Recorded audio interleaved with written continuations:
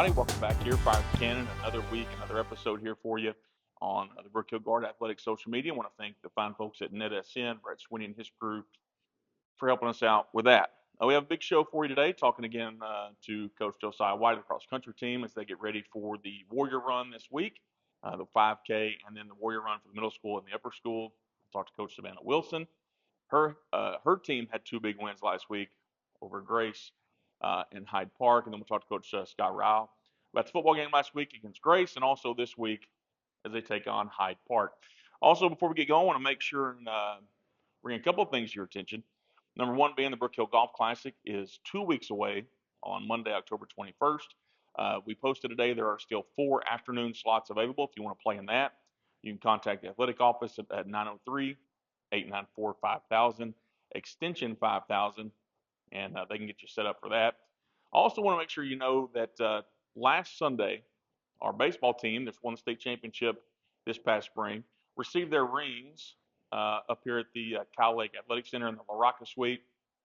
Pictures from that event are on the Brook Hill Athletics social media pages, as well as Vidagami. If you're a student, you can check those out. And we'll be trying to get Coach English on in the next couple of weeks to talk about that, just as we did Coach Collins a couple of weeks ago. So enjoy the show today. We're hearing from our 3 coaches, and we'll talk to you soon here again on Fire the Cannon. All right, here with cross country coach Josiah White. And Coach, as you kind of wind down the year, it's a big week for you guys. The Warrior Run this weekend here, the annual race here on the Brook Hill campus. We've talked a lot about it. The 5K before. Let's start there. Yeah. 5K registration is still open. Yep. It'll be open until that race starts at 7. If you show up and want to run, I've got a feeling we'll let you run. Yes. What is the cost on that, by the way, running that thing? $25, and if you sign up online, there's a extra service fee, so it's a little more than 25. Gotcha. So if you show up $25 on Saturday, Coach will let you run. Why not? The meet starts at 8. And I know you pushed it back a little bit, I think, is what I saw this week to kind of the weather's going to be perfect for running this weekend. We'd originally said 7:30 when we finalized. That was in June, and that's always because if it's hot, then we want to get those kids out of there earlier. But the great thing is the weather is we couldn't ask for more as far as the forecast is showing. So all of our kids will be able to get out there. I really think before 10. So we're running in great conditions. Let me ask you this about the weather. We've talked before about running in the heat, but as it's cooler now, does that have a negative impact at all, or is it only positive to run when it's cooler? Yeah, I think it's only positive. As far as what we're used to, acclimatized to, our kids are running in the morning, so it's cool then anyways. And then I always liked to run when it was cooler as a runner versus the heat, and especially with, in East Texas, the humidity. So it feels like you got another added body or just outside you when you're running in the heat. Yeah, it should be nice Saturday, hopefully in the 60s at the most. I think if you're out of there by 10 o'clock, it'll be good for you. Yeah. Normally this would end the middle school season because the middle school state championships this weekend also. We've talked a little bit about that, and that's something obviously that Coach Dawkins implemented a couple of years ago. Wanted to bring that and talk a little bit about how that's grown for you, because I know you've got a lot of kids that look forward. A lot of schools look forward to that. Yeah, absolutely. Last year, we had a school that came from the DFW area, and then we went to a meet later, and that coach said, "Hey, I would recommend Brook Hill's middle school state championship to anybody that's here." So it's gotten a lot of traction. It's definitely the biggest that it has been. We've got over 200 entries just in middle school. Yeah. So it's going to be a fun and exciting race. A lot of really good either private or homeschool teams that are coming to this that have gotten the word out, whether they come to our track meets or have been here last year. And it may be wide open this year to win it, because I think the guy from Athens Christian that had won it, I think, the first couple of years, he's moved on out of middle school, so you got a chance to win that if you're a middle school runner. Yeah. But they're not done. They will have one more meet. You told me earlier before we came on the air. I think that'll be next weekend. Yeah, the NTX Small School and Club Championships. So that's in the DFW area, but I looked at that on the schedule. Our girls, before we had a few injuries, our middle school girls, because they won our private school state championship last year. So I saw that and thought, hey, that would be a really cool opportunity. Like, go to kind of the next level and see it. And there's a lot of teams, especially from the Metroplex. So I wanted to take our kids there this year to give them a taste of that, what a really big and competitive meet looks like Yeah. across the board. So that'll be fun for them to go to. Exciting for those guys to get the middle schoolers to get the wrap up here and then have one more. The high school guys obviously will race this weekend here in the Warrior Run. Yep. They have one more as well, I believe, Yeah, correct? they'll go as well. So Okay. that's middle school and high school at NTX. And then after that, you're on to the state meet. And I know Yes, you've sir. got a number that qualify for that. What's that number up to now? Yeah, we're at 3, but our high school girls are really close to the team qualification. I sent that out to them this week just to inspire, motivate, say, hey, we're really close. Run with courage and self-sacrifice, Yeah. and we're gonna give ourselves a shot to get it. And I like, if you didn't see this a couple weeks ago, we talked about the fact that really TAPS has an open entry set up for the Yeah. Yep. state meet. And you guys have put a qualification and said, hey, look, we don't want to just send anybody. We want you to have Yeah. to earn that. And I think it's like you mentioned, it's a motivation tool Yeah. to work all Sure. year long instead of just knowing, hey, I get to go no matter what. Yeah, it is, and I really appreciate how our kids and our families have embraced it. The thought is, well, if you put that on, then somebody comes back and is like, "You're not going to take me to the state meet, like everybody qualifies," and that hasn't happened, and there's not even a hint of that. And I'd say that, is a testament to the quality of our kids and our families who also understand, like we want to be excellent, For and sure. excellent means that we want to compete at the highest levels. Absolutely. Well, and you don't want to just show up and get your medal and move on, right? I Yeah. mean, we could talk all day long about a society issue there. But so you're getting close. Kind of what has been your overall thought on the arc of the year? Because I Mhm. know that you guys get to work in the summer, and really cross country being I think what TAPS calls a lifestyle sport, maybe is Yeah. the phrase they use. You kind of get to practice more than just during the season. But Yeah. kind of what's been the arc that you've seen the team make as they start to wind down here? Yeah, I told them after our last race at Union Grove that there were some things that I have seen from them that I've wanted to see, and I use the term like organically. I Hmm. want to see it happen organically rather than me force it on them. And that's kind of been a growing theme, the cohesive unity Yeah. that this group Yeah. has, supporting one another, whether that's middle school supporting high school, Hmm. high school supporting middle school. But I would say we've just bonded around this idea that we really are one team, middle school, high school. We're gonna support each other. We're running with each other day in, day out. Right. And it was really cool to see things they did at our last meet that showed that. And that's unique. Not most programs don't have their middle school and upper school kids practice together, Yeah. and you get to watch that as you see guys practice in the mornings when we're out there with football. But it is what you mentioned. It's a true family, and you kind Mhm. of get that. Just I know from seeing the pictures you send in or the reports we get from families, Yep. not just the kids have bought into that, but your families have bought into it, and they Mhm. truly see each other as a group. I think it says a lot about why the program is being successful and why it will Yeah. continue to be successful. Yeah, it was something we wanted to do intentionally. Like we scheduled all of our meets this year on Saturdays and those meets had middle school and high school. Yeah, So we didn't break them up. We might run into that where we have for sure. to, only send high school, but it was something that we wanted to be intentional about and we're seeing that pay off. Perfect. Well, we are excited about the Warrior Run this weekend. Make sure to come check that out. 8 a.m. is when that can start, and you can come out and just watch and support our kids, support other kids. There's, as Coach mentioned, over 200 middle school kids that'll be here. There'll be a ton of high school kids here. That starts at 8. The 5K at 7, and I'm looking forward to talking to you about the Warrior Run and seeing how we perform. I think it's going to be a good weekend. Yeah, I'm excited. All right, perfect. Thanks, Coach. Thank you. All right, here with the head volleyball coach, Savannah Wilson. And, Coach, it was a pretty good week for you last week. You were joking off the camera about who did I beat last week? I think we remember. But, yeah, 2 big wins for you in the past since we talked last. Last Thursday night, you go over to Grace, get a huge win, and we'll talk more about it in a minute. But then Tuesday night, you also get another huge district win. They kind of put you in the driver's seat in the playoff race. We'll talk about that in a minute. But let's go back to Thursday against Grace. Um, I was at JV football getting updates. You lost the first set and everybody's like, "Oh no, what's happening?" And then the next 3 were pretty dominant on our side. Right. I can say after the first set, my kids were like, "Yeah, no, we're not gonna let this happen. Perfect. We're gonna take the driver's seat, and we played around with them a little bit, but we're gonna take care of business." Anytime you go over there and win, it's a great thing, obviously, in that environment, especially. And I know one of the things that you said and some other people said, the way our students showed up and our families showed up, it was almost like it really wasn't a road game.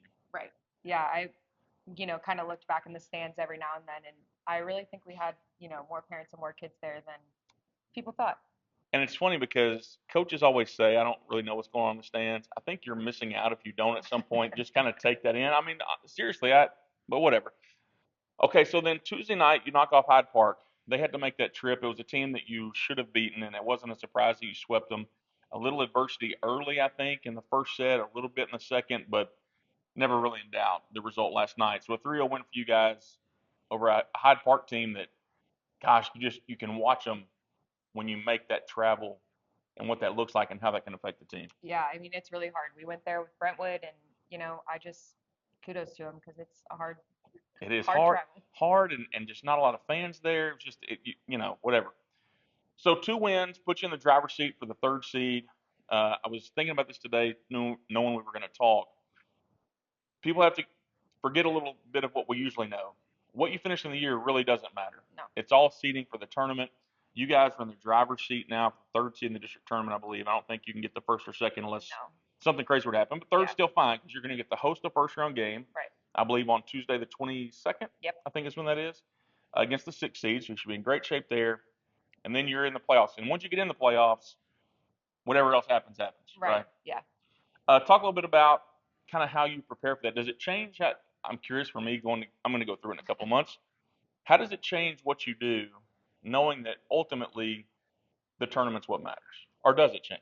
I really don't think it changes. I think for me, the only thing that changes is okay, we only have to prepare for this team and this team. For sure. Other than we have to worry about all these other teams still. No, it's a good point because you obviously want to win your district games because that's important. But now you know going in, ultimately, if you beat the 6th seed, Right. you're in the playoffs, Right. and then everything else is great. And then you would already know who your opponent would be in the next round. So you know, hey, second probably going to be Regents again, who pretty good game last time. Yeah. Right. We'll take that. Talk a little bit just about what's coming up for you next because I know no game this Thursday, so you're good until next Tuesday of a non-district game. No. Yes. Yeah, non-district game Tuesday. I knew I was right. I started second guessing myself. Who's that against Tuesday, and kind of how do you approach that one? It's Scurry Rosser, and this match is going to be great for us to prepare for the district tournament and for postseason because they're a pretty strong team, and I think we're going to have a battle on Tuesday.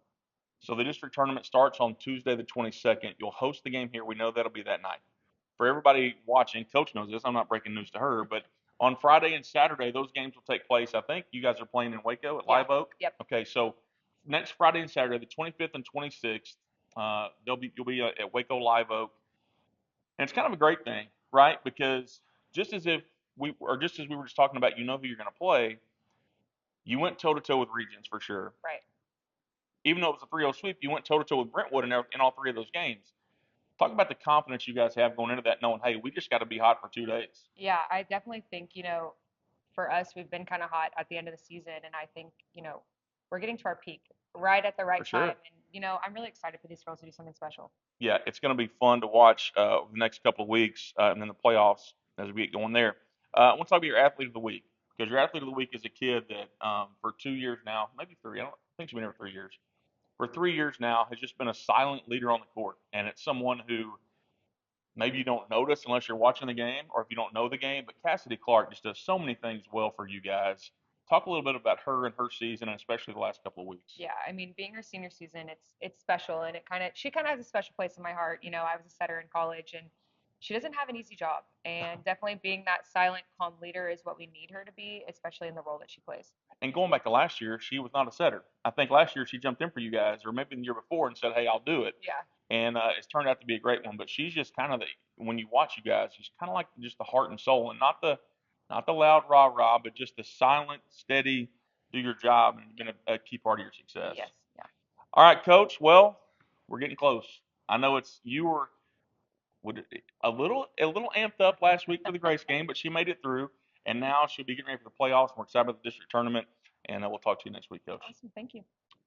All right, back here with the head football coach, Scott Riley. Coach, last week obviously didn't go the way that we wanted it to go. I think if you're a fan and you were watching the game, it was a great game to watch. It was pretty back and forth, and honestly, I think when we go back and look at it, a pretty good game. I was really, really proud of how we responded coming 2-touchdown deficit and even it up and actually taking the lead in the third quarter. We just ran out of gas, and obviously we made some mistakes in all 3 phases, and it cost us big. And you mentioned the lead. I mean, it was 14-0 pretty quick. It felt like it was like bam, bam, here we go. And then the resiliency our kids showed, which is not a surprise to you, they've shown it all year. They come back and tie it up and then take the lead early in the third quarter. Talk a little bit about what that shows, because I think that especially in a rivalry game when the emotions are so high, a quick 14-0 lead can be devastating to a group. It can, and I thought seniors responded, and the whole team actually did a great job responding. We've done that week by week. I mean, we're just not starting very fast. That's kind of something we talked about this week. We've been playing behind the score in most of our games, and then we tie it up or take the lead. Right. And man, if we could just start strong and start off right, I think we have a better chance to win more games. And obviously a lot of things come up, and they're not excuses, but they're factors in the things. A lot of guys playing new spots, a lot of guys moving around, playing both ways. I know in the Regents game we talked about this, and even in the Grace game, and we're going to see it again this week. A lot of guys are able to rotate 7 or 8 guys on offense and defense, and we've 9, 10. I mean, it's a bunch of guys doing that, and that is a factor. And talk about how they've responded, because I know you've had to look back and probably change some things in the way you approach it and the way you practice. And talk a little bit about those guys and how they've responded to that. Yeah, there's a lot of guys that when you switch to offense defense, they're just staying on the field. And I think we have a good game plan to get some of those guys off the field. Might play a few more younger guys this week to hopefully give them an opportunity to rest so we can finish strong in the fourth quarter. Because I think if you look at film, and obviously we have, and fourth quarter we kind of lose our legs because and that's something we need to fix. So this week we get our first taste of taking the road trip down to Austin, and I know that's been something that you've had to be thinking about all summer long, because it changes your whole schedule. It changes the way you approach the day. It changes a lot of things. Before we get to the game, talk about that part. What have you kind of had to think through on how to do things differently on game day? Unfortunately, we did a trip like this last year. We went to Houston, and so I think that the most important thing is stop a few times and let them stretch their legs and just approach it correctly. So we're going to do that. We're going to stop a few times, get out. We'll actually probably arrive a little earlier than we normally would. They've been very accommodating, Hyde Park has, about letting us just kind of get out there and move around before we go into our normal routine. We've talked about it because as Regents came here, and I was talking to Coach Wilson about Hyde Park coming up here last night, you can tell a difference in the way you can tell how teams traveled when they show up. No, there's no doubt, and sometimes that's the advantage to the home team. I mean, that's something we're going to probably face as we go through the playoffs as well. But I think we have a mature team, which that's important. Sometimes a young team struggles with long travels. Yeah, for sure. So let's talk about the game a little bit, because now, obviously, in the situation we're in, it's almost back against the wall every week. It's a playoff atmosphere every week because you want to make sure you're not fighting for your life at the end.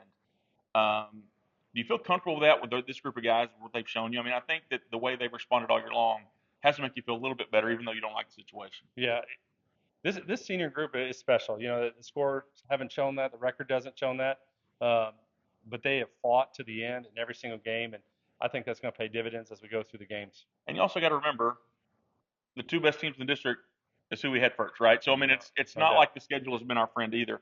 I want to talk to you real fast about our athlete of the week this week, Marcelo Martinez, and it's a guy that you could probably name that any week because of what he provides. Talk a little bit about him and what he does on the field, and also his mindset, because he changed positions early on. Yeah, and I know we've talked about that. He's willing to go to the O-line, which is kind of unnatural position for him. Right. He's a returning starter at linebacker, and I could have picked him almost every week. He's one of our leading tacklers. He calls a different defense. He makes our adjustments as needed. He's an all-around good football player. He's the guy that I heard Coach Collins say this week. Without him, I'm not sure we could ever get lined up right. And offensively, you hear the offensive line coach, Coach Luter, saying, "Hey, look, we got to have him," and that's something that it was brand new to him, and says a lot about him and what he's meant to the program. I guess the last thing is this: as you look forward to the next few weeks, and kind of does it change what you do the next few weeks based on starting 0-2 and having to go forward? Yeah, I think practice do change a little bit. I know, like this week we adjusted practice. Just we were a little banged up, and I think we're physical. Now it's just trying to get healthy. Yeah. Next week we have a Saturday game, which that'll be nice to get an extra day of rest and an extra day to prepare. But I think it's more mental now than it is having to be physical on the field and practice. But I think the kids will rise to the challenge. And I think it's a factor when your team is so physical with each other during the week. It's almost detrimental to you when you get to Friday. But it'll be fun. Looking forward to making the trip. Hopefully, looking forward to making a trip. We haven't done it yet, but we'll see. And we'll talk to Coach Ryle here next week on Fire the Cannon.